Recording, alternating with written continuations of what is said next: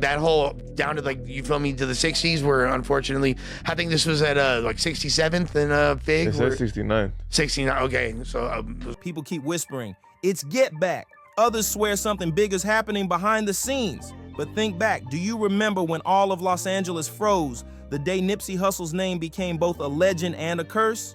Years later, Big U's son ends up dead, and the killer straight up confesses, I did it for Nipsey. But what if this wasn't about revenge at all? What if it was the final play in a decade-old betrayal that no one saw coming? Halloween night in South Los Angeles was never supposed to end like this. Around 11 p.m., under that dim orange streetlight glow near West 69th and South Figueroa, the silence got ripped apart by gunfire. Witnesses said it happened too fast to even blink. Seconds later, Jabari Baby Wee Henley, the 34-year-old son of LA legend Eugene Big U Henley, was lying still on the pavement outside a smoke shop. Multiple shots, close range, no chance to fight back. The coroner's report was cold and final. Multiple gunshot wounds, homicide. Police pulled up fast, tried CPR, but it was no use. Jabari was gone before the ambulance even made it to the hospital.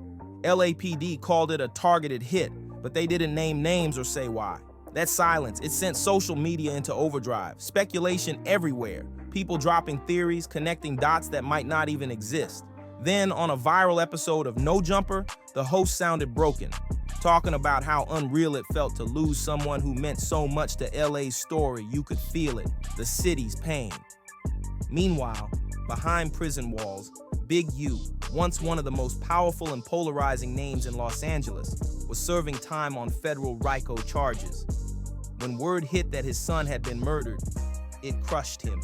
His empire already under fire, his name under the microscope, and now his family hit with the deepest cut imaginable. To outsiders, that corner at 69th and Figueroa might just look like another street.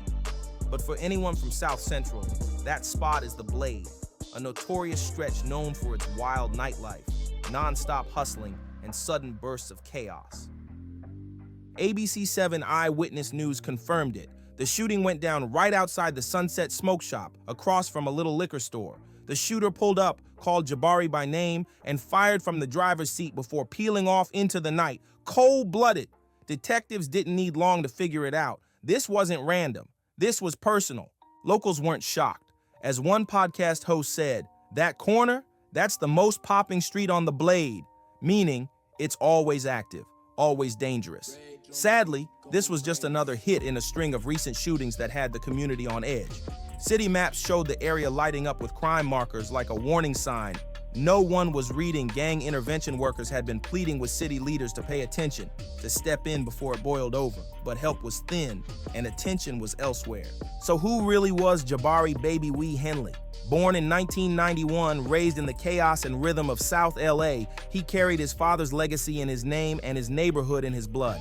Some people swore rival sets saw their chance to strike while Big U was behind bars. Others claimed it was revenge for old street politics, but none of that was ever backed by cops. LAPD said the city's gang-related homicide rate had already jumped 34% higher than the year before. Analysts blamed it on social media beefs, turf wars, and the grind of post-pandemic poverty.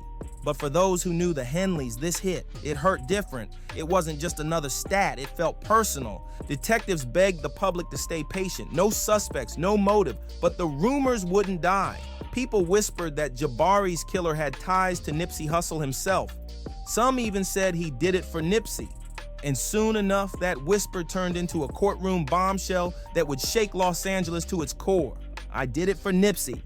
That was the line that broke the internet. On the morning of November 7th, 2025, just a week after Jabari Baby Wee Henley was killed, LA woke up to a headline that didn't seem real.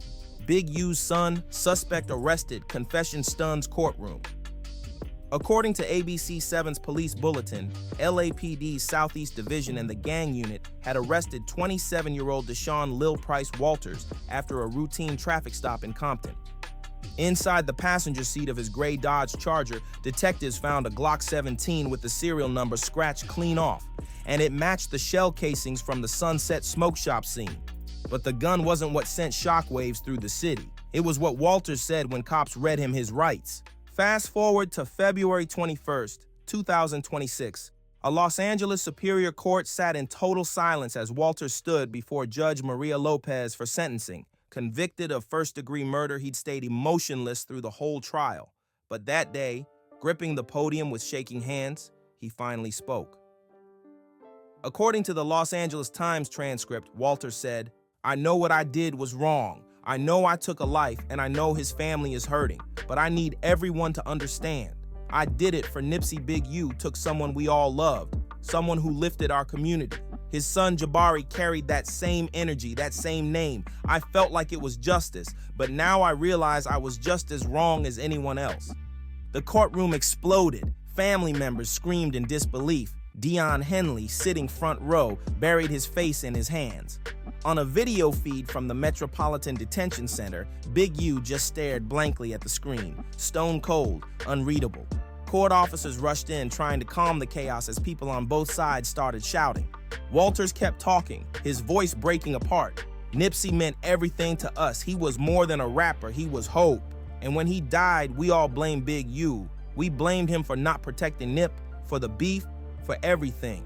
So when I saw Jabari that night, I thought I was balancing the scales. I thought I was doing what Nipsey would have wanted, but I was wrong.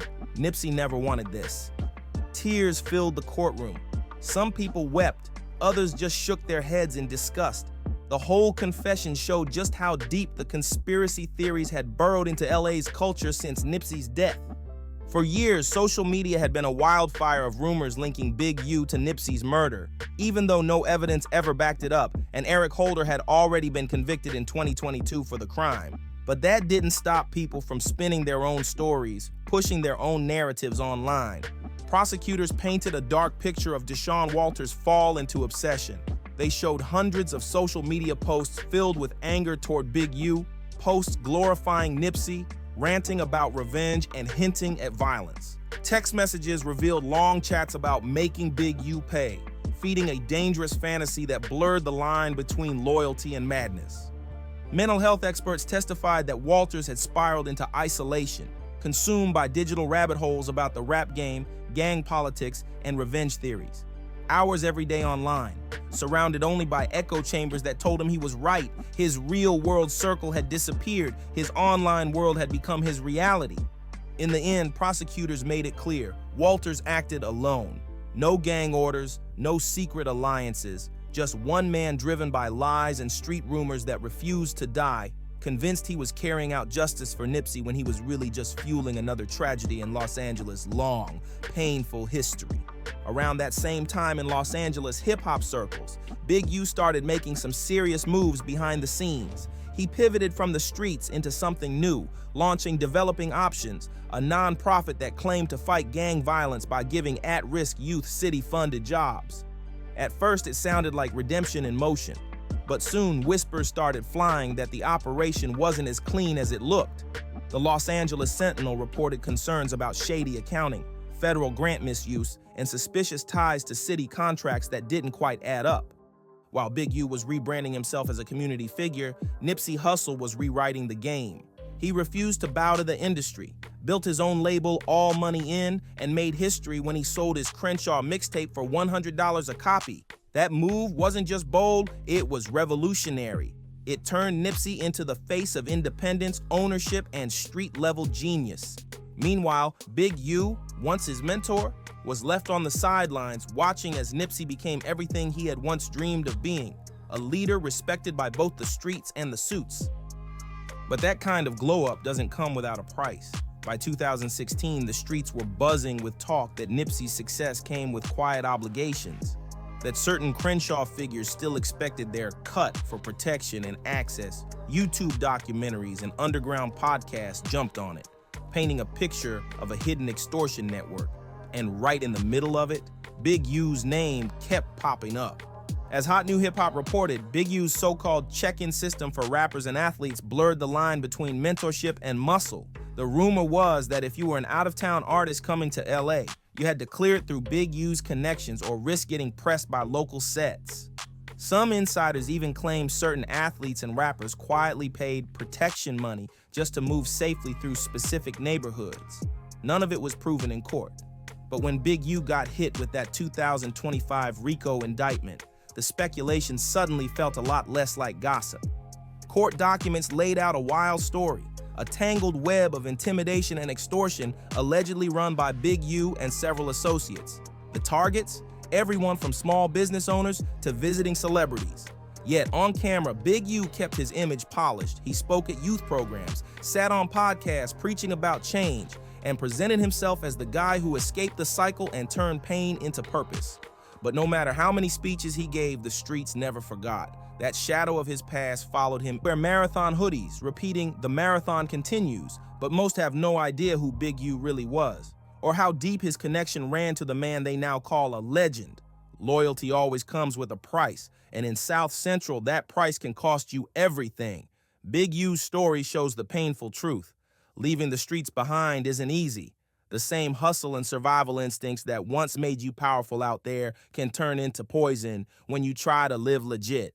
The same crowd that cheered for you can be the same one that drags you back down. For those who lived through their war, both BigU and Nipsey Hussle represent one brutal reality.